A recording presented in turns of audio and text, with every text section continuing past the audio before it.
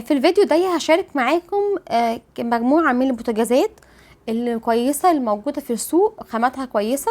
بس طبعا يعني مفيش بوتاجاز كامل من جميعه، يعني اكيد كل بوتاجاز ليه عيب وليه مميزات. بس دي يعتبر من افضل البوتاجازات الموجودة في السوق وعجباني. اول نوع هو بوتاجاز كريازي سمارت. ده بوتاجاز يعتبر من افضل الموديلات الحديثة في كريازي. خاماته كويسة، الستيل كامل، شعلات خامات ايطالية، الحوامل زهر وجودتها كويسة جدا.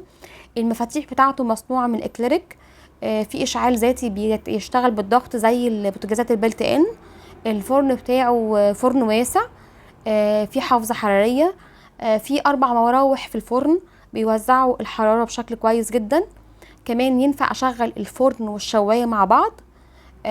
طبعا، لكن يعني عيبه ان الحوامل طبعا تقيله وظهره تقيله وممكن تتكسر لو وقعت. صوته عالي جدا لما بتشتغل المراوح، بيبقى الصوت بتاع المراوح عالي ومزعج. سعره طبعا مرتفع، بس خدمة ما بعد البيع في كريازي سيئة جدا الحقيقة، كذا حد بيشتكي منها. ونفسي قوي لو حد جرب او عندي بوتاجاز كريازي سمارت زي، يكون بيكتب لي في الكومنتات اخباره ايه، ولو في مميزات او عيوب هو شافها بعد الاستخدام ممكن اكتبوا لنا في الكومنتات نستفيد منكم. النوع التاني اللي معانا هو بوتاجاز زانوسي تيست ماكس. ده يعتبر من اقوى البوتاجازات اللي موجوده في السوق، عشان الخامه بتاعته من الخامات العاليه، الجوده بتاعته عاليه جدا. كمان هو شكله انيق جدا، يعني شكله فضي.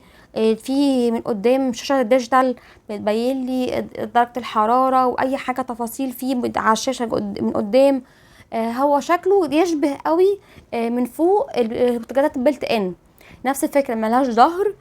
شكله كده تحس كانه بوتاجاز بلت ان وتحتيه فرن، فهو بيغني عن البوتاجاز البلت ان. فهو كمان شكله من الاشكال الحديثه للبوتاجازات. العيون بتاعته الشعلات هي صناعه ايطالي، اللي فيه مروحتين في الفرن بيوزعوا لي درجه الحراره كويس جدا. كمان بيميز البوتاجاز ده ان هو الشوايه بتاعته عباره عن 6 اسياخ للشوي. يعني بمعنى ان انا لما احط صينيه تتشوي مش هتحمر في ناحيه وناحيه، لا، ليه؟ ان في الاسياخ بتاعت الشوايه نفسها عباره عن 6 اسياخ، فلما احط حاجه تحت تتشوي هتكون بتشوي لي المجموعه كلها، يعني كل النواحي في الفرن. عيبه بقى ان هو الفرن بتاعه مش عالي، يعني العمق بتاع الفرن مش عالي.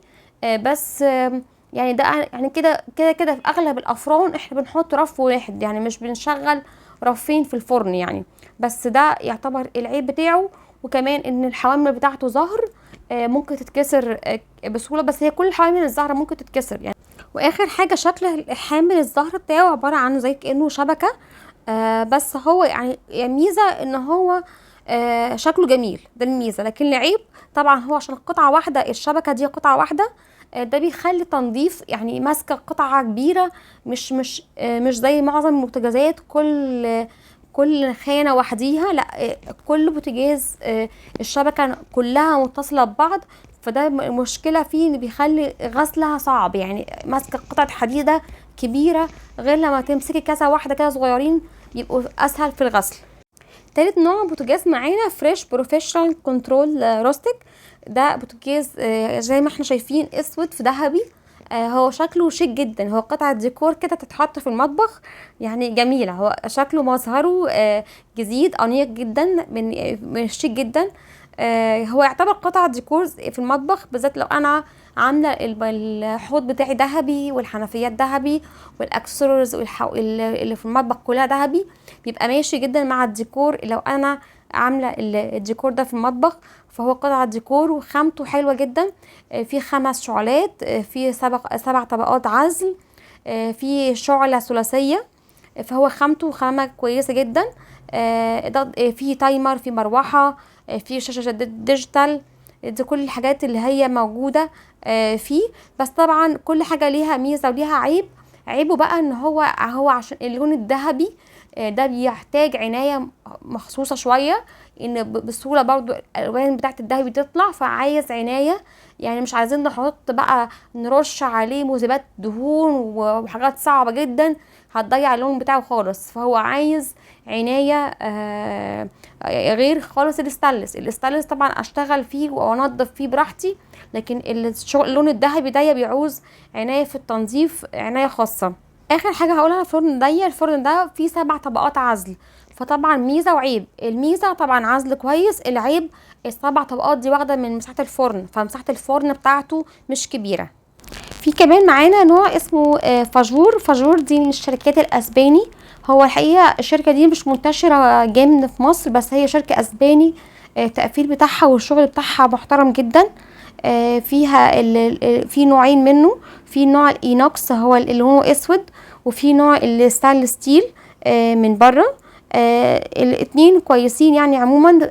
في البوتاجاز عباره عن 5 شعلات، امان كامل، اشعال الكتروني، شوايه، في شوايه وفي الفرن كمان. في فرن مفتاح الفرن مختلف عن مفتاح الشوايه، يعني ينفع اشغل الفرن وحديها والشوايه وحديها. عيبه طبعا ارتفاع سعره. كمان في يعني بصوا بالنسبه للشكاوي من الفرن ده او البوتاجاز ده، في رايين، في ناس بيشكروا فيه جدا، وفي اراء كمان بتقول لا، يعني شركه فاجور زمان بتاعت زمان غير بتاعت دلوقتي، ان ناس بتقول كويسه وناس تانية بتقول لا. ففي اختلاف على الاراء على شركه فاجور في السوق المصري. يا رب لو اي حد فيكم بيستخدم اي نوع من انواع اللي اتكلمت عليها في الفيديو دي يكتب لنا في الكومنتات رايه بعد استخدامه للفرن او البوتاجاز ده، اخباره ايه، كويس معاه، ايه العيوب، ايه المميزات. اكتبوا لنا في الكومنتات عشان اكبر قدر من المشاهدين يكون بيستفيد من كومنتاتكم. لو وصلتي معايا لغايه هنا ومش مفعلين زر الجرس، فعلوا زر الجرس على كلمه الاول عشان اي فيديو ينزل في القناه يكون بيوصلكم اشعار بيه. لو وصلتي لغايه هنا بليز ممكن تعملي لايك للفيديو عشان يترفع ويتشاف اكتر، واشوفكم في فيديو جديد من اسلوب حياه. ربنا معاكم.